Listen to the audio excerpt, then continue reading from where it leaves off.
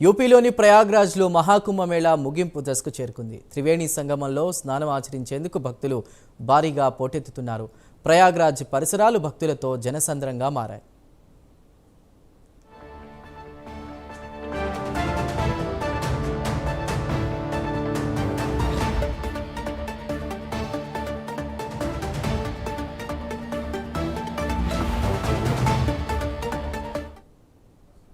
ప్రయాగ్రాజ్కు లక్షల మంది తరలిరావడంతో భారీ ట్రాఫిక్ జామ్ ఏర్పడింది. 5 కిలోమీటర్ల మేర ట్రాఫిక్ స్తంభించింది. వాహనాలు ఎక్కడికక్కడే నిలిచిపోవడంతో భక్తులు ఇబ్బందులు పడుతున్నారు.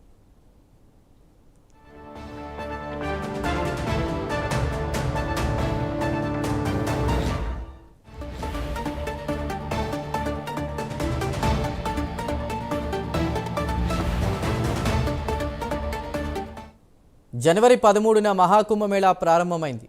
ఈ నెల 26న మహాకుంభమేళా ముగుస్తోంది. దేశవ్యాప్తంగా అన్ని రాష్ట్రాల నుంచి భక్తులు ప్రయాగ్రాజ్కు తరలివచ్చారు. గంగా, యమున, సరస్వతి నదులు కలిసే త్రివేణి సంగమంలో పవిత్ర స్నానాలు ఆచరించారు.